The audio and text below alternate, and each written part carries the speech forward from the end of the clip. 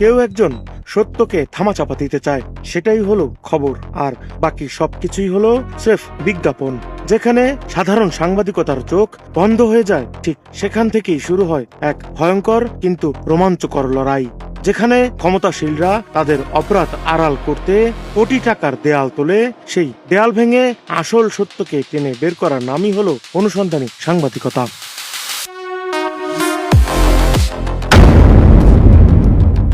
সহজ ভাষায়, অনুসন্ধানী সাংবাদিকতা বা ইনভেস্টিগেটিভ জার্নালিজম কোনো সাধারণ বা তাৎক্ষণিক ডেসক্রিপটিভ রিপোর্টিং নয়। এটি হলো এমন এক ধরনের সাংবাদিকতা যেখানে একজন রিপোর্টার মাসের পর মাস, কখনো বা বছরের পর বছর ধরে কোনো একটি গোপন অপরাধ, দুর্নীতি, কর্পোরেট জালিয়াতি কিংবা ক্ষমতার অপব্যবহারের গভীরতায় গিয়ে তদন্ত করেন।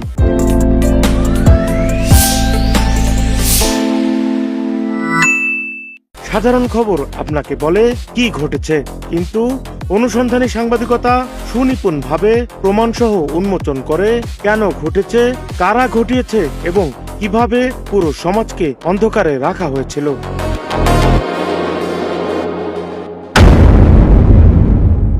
সাধারণ সাংবাদিকতায় মূলত কোনো ঘটনার অফিসিয়াল বিবৃতি, প্রেস কনফারেন্স বা তাৎক্ষণিক তথ্য পাঠকদের সামনে তুলে ধরা হয়, কিন্তু অনুসন্ধানী সাংবাদিকতায় কোনো তৈরি করা বিবৃতিকে চোখ বন্ধ করে বিশ্বাস করা হয় না। এখানে প্রতিটি নথির ক্রস চেক করা হয়, কোটি টাকার অডিট রিপোর্ট কাটাছেঁড়া করা হয় এবং পর্দার আড়ালে থাকা সুনির্দিষ্ট তথ্যদাতাদের মাধ্যমে বেরিয়ে আসে আইনের চোখ ফাঁকি দেওয়া রাঘব বোয়ালদের গোপন ছক।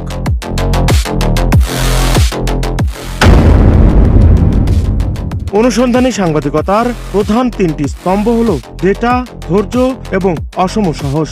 হাজার পাতার ফাইলের আড়ালে লুকিয়ে থাকা একটি মাত্র ভুল এন্ট্রি বদলে দিতে পারে পুরো তদন্তের মোড়।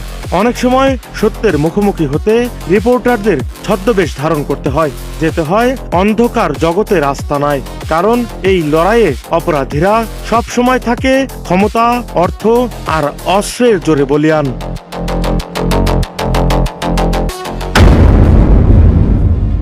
তাহলে কেন এই মরণপণ ঝুঁকি নেওয়া? কারণ অনুসন্ধানী সাংবাদিকতা কেবল খবর প্রকাশ করে না, এটি রাষ্ট্র ও সমাজের ক্যান্সারকে উপড়ে ফেলে। এটি কথা বলে বঞ্চিত মানুষের পক্ষে, এটি প্রশ্ন তোলে জবাবদিহিতা নিয়ে।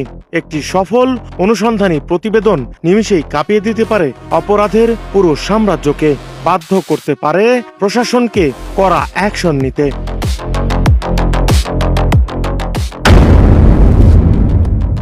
সত্যকে চাপা দেওয়া সহজ, কিন্তু তাকে চিরতরে মুছে ফেলা অসম্ভব, আর সেই অসম্ভবকে সম্ভব করার কারিগরি হলেন একজন অনুসন্ধানী সাংবাদিক। ক্ষমতার লোভ আর হুমকির অন্ধকার সুড়ঙ্গ পেরিয়ে যে সত্য আমরা আপনাদের সামনে নিয়ে আসি, তা কেবল একটি খবর নয়, তা হলো অপরাধের বিরুদ্ধে একটি অলিখিত যুদ্ধ।